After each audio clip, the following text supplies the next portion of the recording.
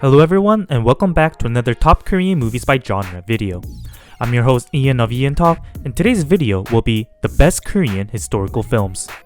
Historical movies are a great window into learning about the past events of a country, and some of the historical dramas of Korean cinema do a great job at informing the audience of the history of Korea. In this video, I've compiled a list of 10 movies that I believe successfully accomplished this, and I tried to introduce some newer films that I had not featured in previous videos. Before getting into the video, I'd like to remind you that this list is based on my personal recommendations. Furthermore, the criteria of the ratings were based on the average of the audience rating, critics rating, as well as how well it did at the box offices.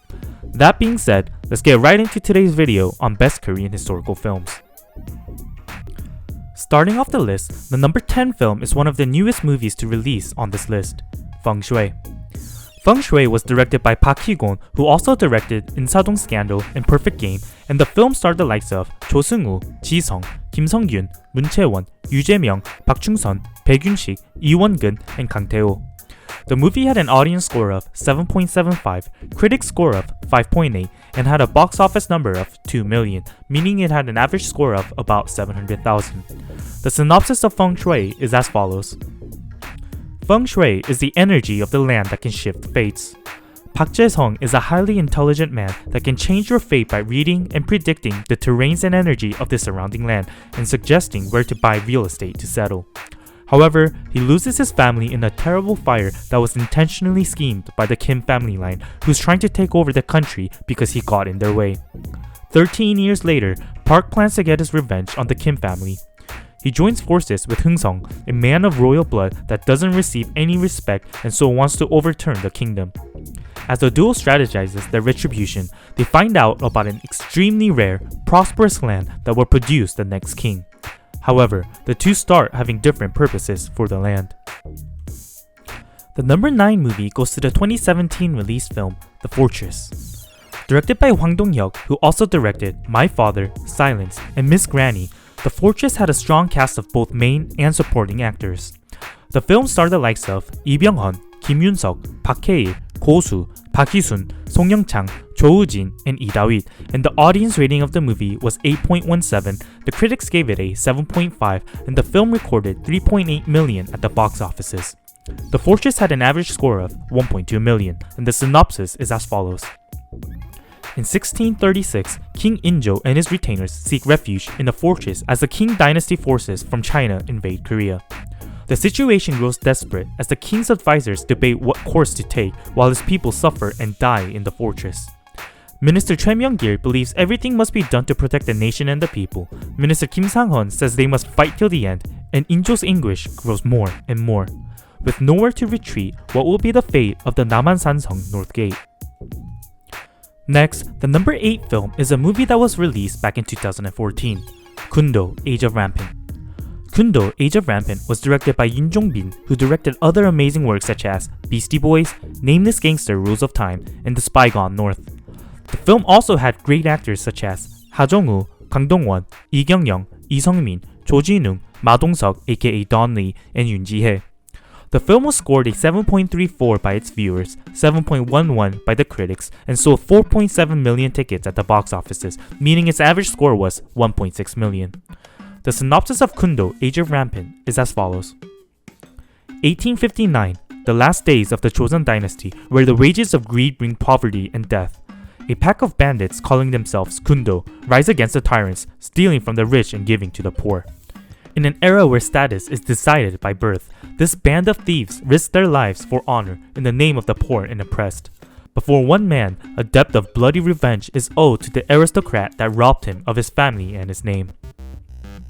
Moving along, the number 7 movie is the other newest film on this list alongside Feng Shui, The Great Battle. The Great Battle was directed by Kim Kwang-sik, who also directed My Dear Desperado and Tabloid Truth, and I also featured this movie in my Best Korean War Movies video. The film starred the likes of Cho In-sung, Nam Ju-hyuk, Park Sung-woo, Bae Sung-woo, Tae-gu, Seol-yeon of AOA, Park Byung-eun, and Oh Dae-wan, and had an audience score of 8.63, critics score of 6.22, and box office number of 5.4 million. The Great Battle had an average score of 1.8 million, and the synopsis is as follows. With the aim of conquering and expanding his kingdom, Emperor Taizong of the Tang Dynasty gathers thousands of soldiers to invade the Goguryeo frontier city of Anchisong. With over 200,000 warriors under Taizong's control, the army of Anchisong must fight off the raiders with just 5,000 fighters. Although the lord of Anchisong, Yang Manchun, had to fight an army that's 40 times larger than his, he bravely determines that it's worth the fight. The number 6 movie is the 2015 film, The Throne. The Throne was directed by Lee Jun-ik, who has other great directorial works under his name, such as The King and the Clown, Radio Star, Hope, and Dongjun, The Portrait of a Poet, and he has an upcoming film as well titled The Book of Fish. The Throne is another great historical film that had great cast members, including Song Kang-ho, Yoo Ah-in, Moon Geun-young, Chun Hae-jin, Kim Hae-suk, Park Won-sang, Shin Ji-hee, Park So-dam, and Seo Ye-ji, and the audience gave it a score of 8.49, the critics rated it a 7.54, the highest on this list, and its record at the box offices was 6.2 million, meaning its average score was 2.1 million. The synopsis of The Throne is as follows. King Yeongjo, who constantly faced controversy over the legitimacy of his succession to the throne throughout his reign, makes constant efforts to become the perfect king. He hoped that his son, Seja, to be a king recognized by all, but contrary to his expectations, he was disappointed by the crown prince. Yeongjo was the pride and joy of his father, and he wanted to live up to the expectations his father set out for him, but he starts to resent his father, who doesn't know his true beliefs. The tragic history of a father, the king, and son, the crown prince, begins. With 5 movies down, we've got 5 left to be revealed. Before we get into the top 5, which Korean historical movies do you think will take the top 5 spots? Have your favorite Korean historical films come out yet? Leave a comment and let me know. Then without further ado, let's get into the top 5. Starting off the top 5, the number 5 movie is the 2011 film War of the Arrows. War of the Arrows was directed by Kim Han-min, who's responsible for directing other movies such as Paradise Murdered, Handphone, and The Admiral, Roaring Currents, and the director also has an upcoming movie to release titled Hansan, The Rise of Dragons. War of the Arrows starred the cast members Park Hae-il, Ryu Sung-ryong, Kim Moo-yeol, and Moon Chae-won, and the audience rating was 7.87, critics rating was 6.8, and the box office number was 7.5 million, meaning it averaged a 2.5 million. The synopsis of War of the Arrows is as follows. The son of a trader, Nam, lived his life hoping for the happiness of his sister, Chaein, his only blood family. On the day of Chaein's wedding, which was supposed to be the happiest day of their lives, Chaein and the groom, Sogun, are taken as prisoners by the troops of the King dynasty. Nam advances into the heart of the King army, relying on the bow and arrow that was left by his father, and kills the troops one by one. Now aware of the archery skills of Nam, Jushinta begins to chase Nam in order to protect Prince Torugon and his subordinates. The battle of archery to protect begins. Moving on to the number 4 spot, the number 4 movie goes to the 2013 film, The Face Reader. This movie was directed by Han Jae-rim, who directed Purpose of Love, The Show Must Go On, The King, and the upcoming film titled Emergency Declaration, and starred the actors Song Kang-ho, Lee Jung-jae, Baek Yun-sik, Cho Jung-seok, Lee Jong-seok, Kim Hae-soo, and Kim Hee-sung.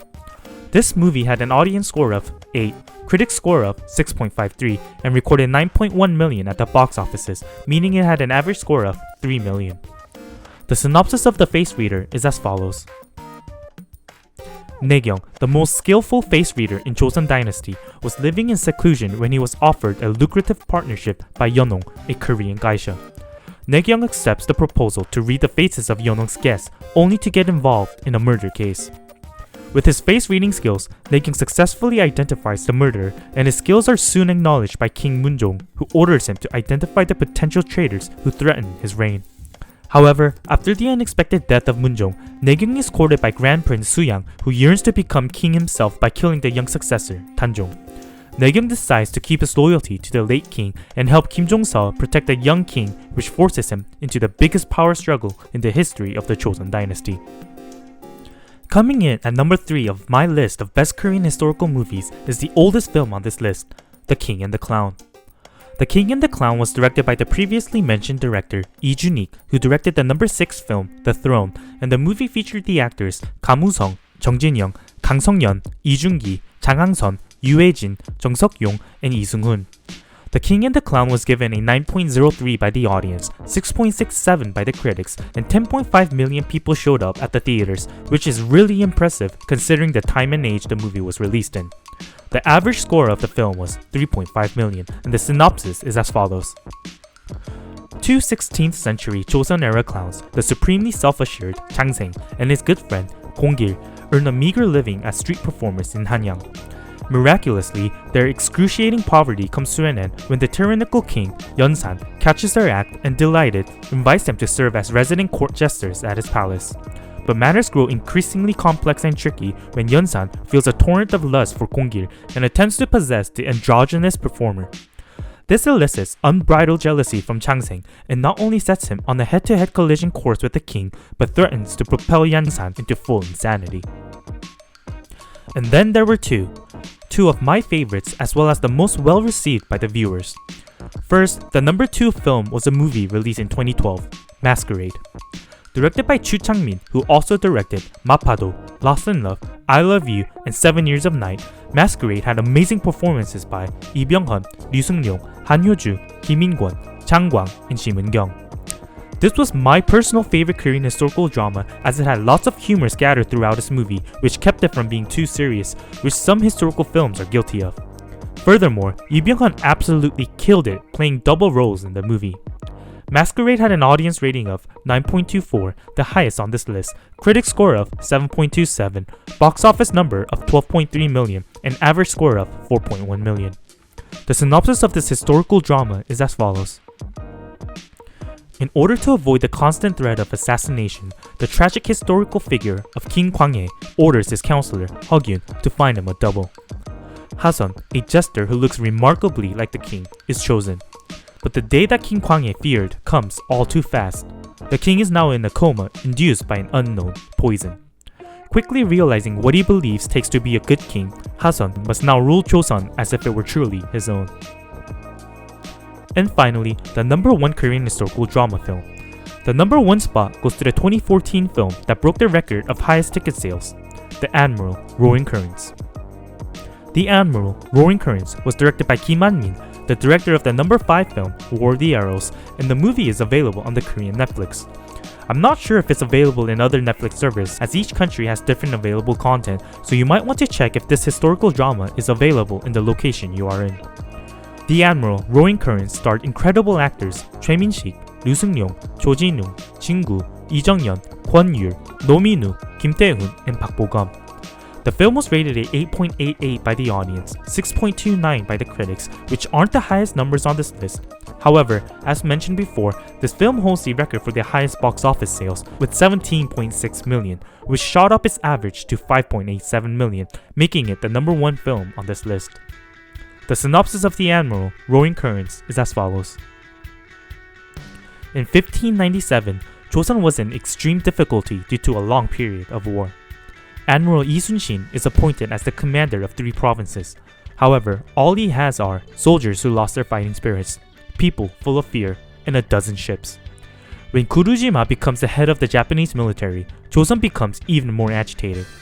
As soon as 330 Japanese ships gather, the people feel defeat in the overwhelming number and Admiral Lee Sun-shin must fight to win with only 12 ships.